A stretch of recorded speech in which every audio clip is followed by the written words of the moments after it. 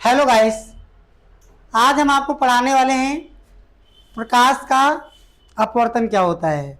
What is the reflection of light. किसे कहते हैं प्रकाश का अपवर्तन। देखो यहाँ पे प्रकाश का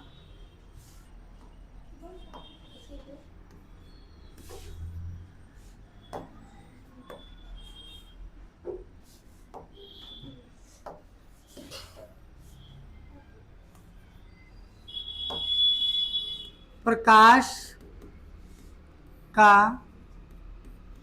अपवर्तन अपवर्तन प्रकाश का अपवर्तन, इसका मतलब क्या होता है। अप माने आ जाना, अप माने आ जाना। ध्यान समझना, ये याद करने के लिए बता रहे हैं। वर्तन मतलब एक माध्यम से दूसरे माध्यम में प्रकाश का प्रवेश करना, प्रकाश का अपवर्तन कहलाता है। क्या कहलाता है बच्चों? प्रकाश का अपवर्तन। देखिए ध्यान से, जैसे मान लो एक ये सतह है, मान लो ऊपर वायु है। क्या है? वायु। क्या है बेटा? वायु। नीचे मान लो कांच है। क्या है? कांच है। ऊपर वायु है, नीचे कांच है। तो ध्यान समझिएगा, जैसे हमने लिया तो एक ये आपका अभिलंब होता है, यहाँ पर एक अभिलंब डाल दिया मैंने, ठीक है। ये आपका कांच है, तो इसको हम सघन कहते हैं। क्या कहते हैं? सघन। इसको हम सघन माध्यम कहते हैं। और जो वायु है ये विरल माध्यम है। क्या है? विरल माध्यम है। सघन माध्यम और विरल माध्यम, दो आपने देख लिया, ठीक है। अब क्या होगा मेरे प्यारे बच्चों, मान के चलो अगर यहाँ पर कोई सूरज है। क्या है? सूरज। सूरज है तो इससे किरण चलेगी, है ना, यहाँ पर पड़ेगी, ठीक है। जब ये पढ़ने के बाद जब ये दूसरे माध्यम में प्रवेश करेगी, किधर? दूसरे माध्यम में, तो ये अपने मार्ग से विचलित हो जाएगी। इस तरह विचलित हो जाएगी। जबकि इसको ऐसे ना जा करके देखा जाए, जाना तो ऐसे चाहिए था, जैसे मान लो इसको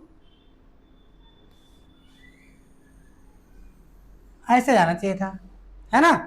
लेकिन ऐसे गई है क्या? नहीं गई है। गई किसे? ये वाली लाइन है जो गई है, ठीक है। तो बेटा ये चीज, ये किरण आ रही थी, ये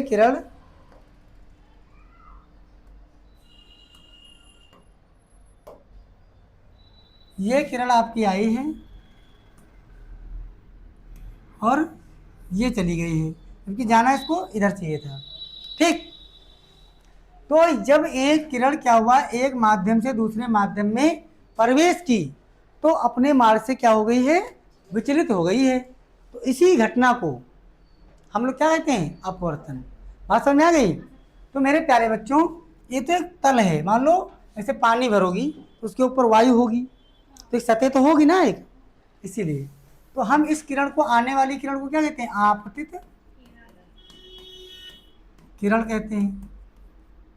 जाने वाली को नहीं, अपवर्तित किरण कहते हैं। अपवर्तित किरण कहते हैं। जो ये खींचा गया है इसको अभिलंब कहते हैं। क्या कहते हैं बेटा? अभिलंब।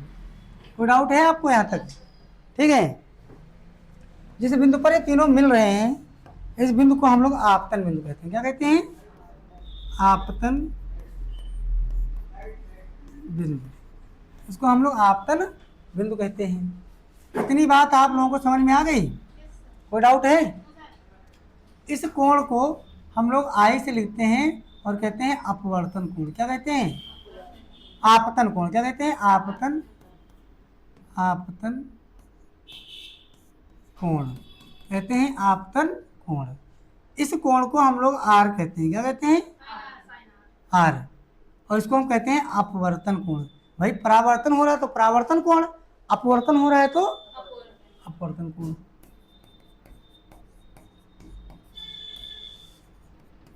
कोई डाउट रह गया आप लोगों को? अब हम लोग परिभाषा में कैसे लिखेंगे मेरे प्यारे बच्चों, इसकी परिभाषा को भी आप देख लीजिए कैसे लिखते हैं हम लोग, बड़ा ही अच्छे तरीके से समझ में आ जाएगा। परिभाषा, अगर हम लोग परिभाषा की बात करें, अगर हम लोग परिभाषा की बात करें तो परिभाषा इसकी क्या हो जाएगी, देखो ध्यान से। परिभाषा में हम लोग लिखेंगे जब कोई प्रकाश की किरण एक माध्यम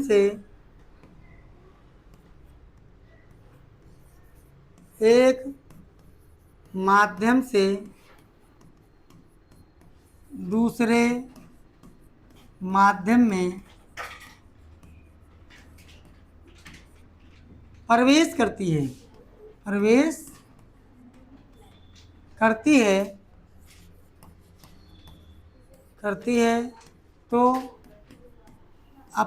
तो वह अपने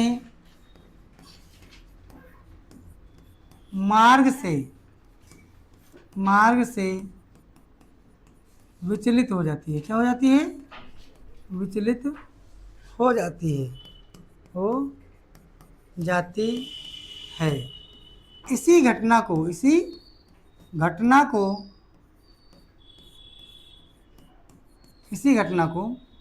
प्रकाश का अपवर्तन कहते हैं। बोलो, बात समझ में आ गई? क्या कहना है बेटा? जब कोई प्रकाश की किरण एक माध्यम से दूसरे माध्यम में प्रवेश करती है तो वह अपने मार्ग से विचलित हो जाती है ना? इसी घटना को प्रकाश का अपवर्तन कहते हैं। कोई डाउट है? इतनी बात तो आपको समझ में आ गई होगी। अब हम लोग इसका आप शॉर्ट स्क्रीन ले सकते हैं और इसको नोट करते चलिए, ठीक है? बाकी हम इसके आगे देखते हैं। इसके आगे क्या है मेरे प्यारे बच्चों? प्रकाश का अपवर्तन के नियम, है ना? अब हम लोग देखेंगे अपवर्तन के नियम। अपवर्तन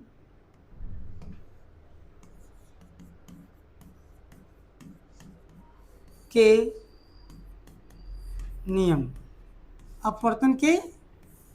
नियम देखेंगे हम लोग। तो ये नियम में क्या होता है, ध्यान से आप लोग समझिए। अपवर्तन के नियम, इसमें कैसे समझना है, क्या समझना है, ध्यान दीजिए। इसके दो नियम होते हैं। कितने नियम होते हैं इसके? दो नियम होते हैं।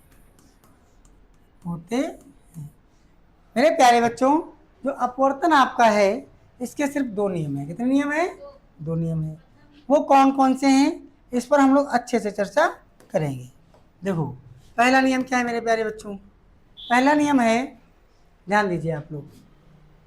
देखो क्या कहना है, आपतित किरण कामा अपवर्तित किरण तथा आपतन बिंदु पर खींचा गया अभिलंब तीनों एक ही तल पर होते हैं।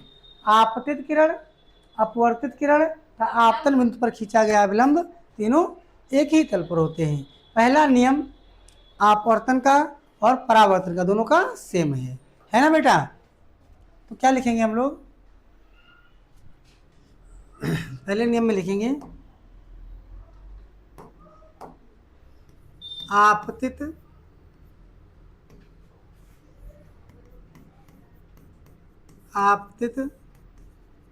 किरण कॉमा अपवर्तित किरण तथा आपतन बिंदु पर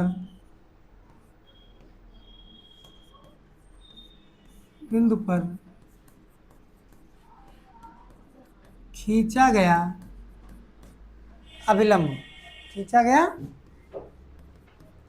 अभिलंब तीनों एक ही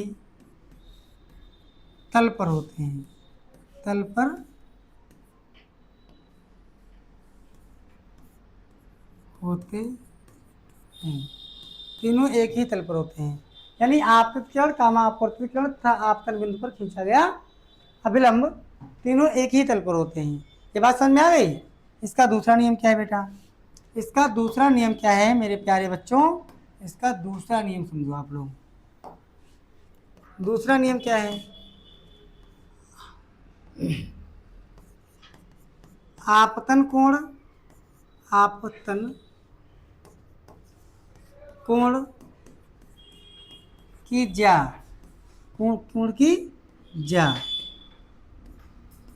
ज्या मतलब साइन आई, साइन आई तथा अपवर्तन, अपवर्तन कोण की ज्या यानी साइन आर, साइन आर का अनुपात एक नियतांक के बराबर होता है, नियतांक के बराबर, या इसे लिख दो सीधे का अनुपात एक नियतांक होता है, बस नियतांक होता है, मतलब नियतांक मतलब निश्चित होता है। ठीक है, इससे मतलब इनका अनुपात जो निकालोगे ऑलवेज जैसे एक नियत रूप से बढ़ेगा घटेगा। ठीक है, इसलिए नियतांक होता है। कैसे? इसको लिखते हैं हम लोग n बराबर, नियतांक को n बराबर समझो साइन आई बटे साइन आर, n बराबर साइन आई बटे साइन आर। समझ में आ रहा है? कोई दिक्कत? तो ये आपका सूत्र हो गया। n बराबर, n क्या है? अपवर्तनांक। क्या है बेटा? n क्या है यहाँ पर? एक ये अपवर्तनांक, क्या है? अपवर्तनांक है बेटा। क्या है? अपवर्तनांक। ठीक है, 1n2 कहीं कहीं लिखा मिलेगा। 1n2 का मतलब होता है पहले माध्यम से दूसरे माध्यम में। ठीक है, कोई डाउट है यहाँ तक? अब आप समझो, इसी नियम को नोट करके डाल देना बेटा। नोट में लिख देना, इसी नियम को स्नेल का नियम कहते हैं। यही जो आपका दूसरा नियम है, इसी को हम स्नेल का नियम भी कहते हैं। मान लो कोई आपसे पूछे स्नेल का नियम किसे कहते हैं, तो आप बिना डरे यही चीज़ आप बताएंगे। कोई दिक्कत है किसी को? समझ में आ गया है? कोई डाउट है आप लोगों को?